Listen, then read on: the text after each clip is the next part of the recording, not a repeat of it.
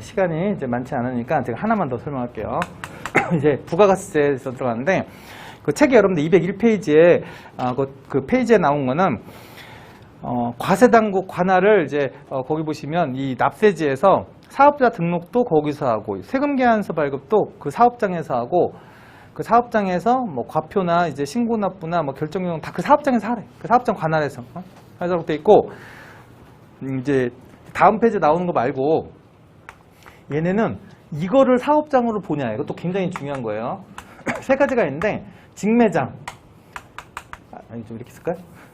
직매장 하치장 임시사업장 이 다음 장에 있을 거예요. 다음 장에 202페이지에 나오는 표가 가장 중요해. 시험은 이 표를 많이 내는데 이 표는 다음 주에 설명드릴 거고 그 다음에 이번에 나오는 이것도 중요한 건데 만약에 그럼 사업장이 뭡니까? 사업장. 그래서 사업장으로 보는 개념 중에서 직매장은 개념은 안 쓸게요. 물건을 판매하는 장소를 직매장이로 해요. 판매, 대리점 이런 것들을 직매장이로 해요. 하치장은 물건을 단순하게 보관만 하는 장소를 이제 하치장이라고 불러. 보관 장소. 임시사업장은 뭐 한 거야? 이게 이제 어떤 박람회나 이런 것처럼 임시적으로 물건을 판매하는 장소지. 어떻게 보면 직매장처럼 보이겠지만 얘네들은 고정된 장소가 있어서 이거 보세요. 이제 고정된 장소와 부가가치 창출이 돼야지 우리가 사업장으로 인정해 줄 거야. 두 가지가 충족돼야 돼.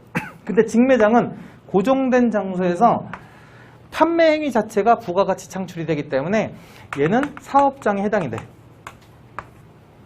근데 하치장은 그 장소가 있긴 했지만 보관 자체는 부가가치 창출로 보진 않아요. 그래서 부가가치 창출이 안 되기 때문에 사업장으로 보질 않는다. 하치장으로. 세 번째로 임시사업장은 고정된 장소가 없는 거였어. 이제 이 보통 대표적인 게 이게 킨텍스 박람회, 뭐 일산 킨텍스하고 뭐 양재 킨텍스에서 물건을 내가 만약에 베이비페어라고 해서 이제 유모차를 만드는 회사인데 우리 여기 사업장에서 안 팔고 거기 가서 팔 수도 있어. 그러면 거기서 팔면 일산에서 이제 사업장이 구성이 되지만 걔네들은 임시적으로 열린 거기 때문에 사업장으로 보진 않고 그래서 판매 행위가 있기 때문에 부가가치 창출이 일어나. 그러면 걔네는 뭘로 볼 거냐? 이게 뭐라고 써있냐면 기존 사업장에 그 사업장을 포함시키겠대. 그럼 내가 강남에 있는 사업장에서 일산 킨텍스에 보내서 물건을 팔면 판매는 어디서 한 걸로? 강남에서 한 걸로 보겠대. 그래서 이건 사업장은 아니에요. 사업장은 아니지만 임시사업장에서 판매하는 행위는 부가가치 창출이 됐으니까 부가세는 과세하겠지만 그걸 기존 사업장에 넣어서 이제 신고하시면 된다 이런 거지. 그래서 지금 결론이 거기 202페이지 먼저 보시면 직매장은 판매 행위가 이루어지므로 사업장에 해당한다. 오른쪽 하치장은 결론만 사업장에 해당하지 않는다 써 있죠. 그 다음에 임시사업장은 결론 기존 사업장에 포함된 것으로 한다 이렇게. 일단 과거에 이제 사업장 나올 때 시험 중에 직매장은 사업장에 해당하지 않는다. 하치장은 사업장에 해당한 걸로 한 4-5번 나왔어 그냥. 지금은 그런 거 나오면 그냥 오케이 하고 그냥 넘어가면 되지 이렇게. 이게 아니면 틀린 걸로. 선생님들이 좀 머리 써서 요즘은 조금 더 이제 생각하게 문제를 좀 내니까 좀 더 이제 깊숙이 나오겠지만 그런 식으로 나오는 경우, 그러니까 보통 이제 문제를 보면 40문제 중에서 이제 기타 세법 빼고 28개 중에서 그냥 1초 만에 푸는 문제는 내 생각 한 10개는 나와. 여러분들이 많이 봤던 거 그냥 1초 만에 딱 찍어서 답을 쓸 수 있는 게 10개는 나오고요. 근데 그 10개를 못 찾아. 시험 때. 그걸 왜 못 찾아? 왜 못 찾는 이유가 있어. 여러분들이 지금은 이렇게 여유 있잖아. 여유 있으니까 이거 내용 들으면 알겠지만 시험 보러 가면 두 과목이 한 번에 나오잖아. 그럼 두 과목이 한 번에 나오고 난 60점을 맞아야 합격한다. 뭐 이런 뭐 중압감이 막 생기니까 꼼꼼히 막 읽으려고 해.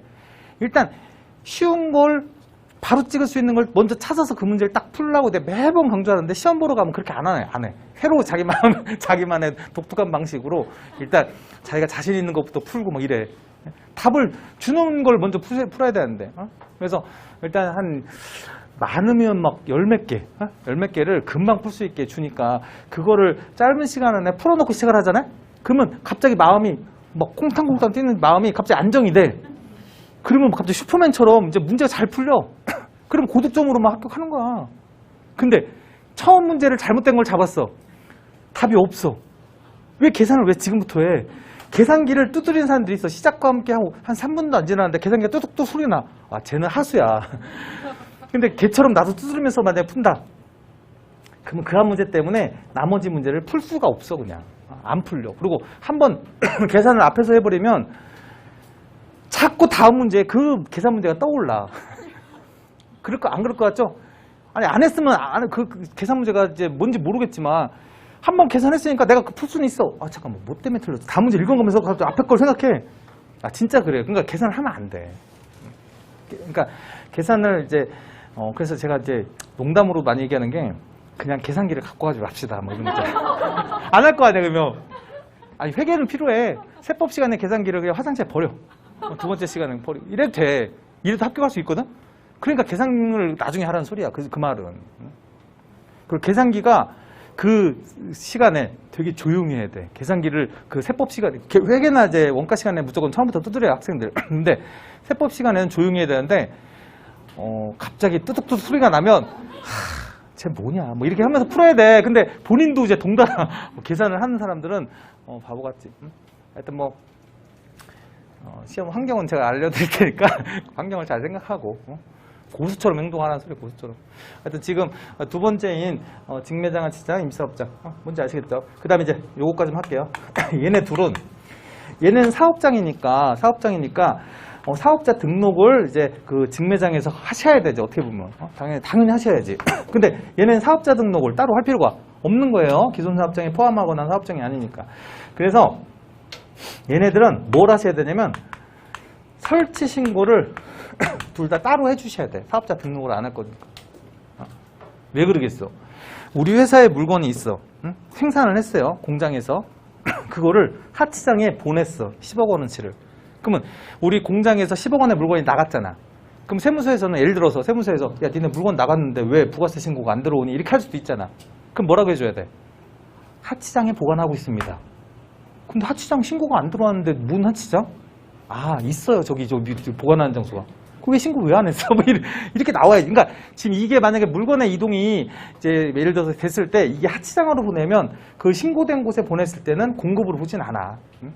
그래서 이게 되는데 이게 안 들어가면 걔네가 판매된 걸로 나중에 볼 수가 있는 거야. 그게. 그래서 그만큼 판매된 금액에 대한 부가세를 징수할 수가 있어요. 그래서 하여튼 설치 신고를 해주고, 근데 이제 임시사업장 같은 경우도 보통 킨텍스에서 박람회에서 설치 신고를 며칠이라고 했어. 10일 내라고 돼 있어. 10일 내 해달라고. 근데 킨텍스에서 이제 10일 내로 설치 신고 하려고 했더니 그 박람회 기간이 10일이야. 그럼 설치 신고를 하려고 했더니 박람회가 끝난 거야. 그랬을 땐 안 해도 돼. 하여튼 두 가지가 203페이지 그거만 읽어보고 끝낼게요.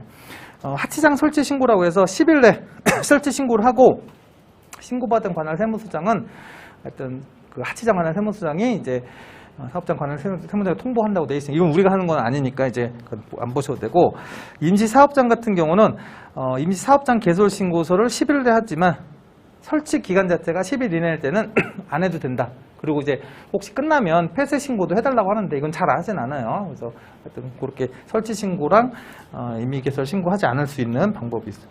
그 다음에 그 3번은 그냥 읽어보시면 돼. 만약에 여러분들이 사업장이 없이 물건을 팔고 있어, 이 사람이. 그러면 이제 이 사람은 사업장을 어디로 본다?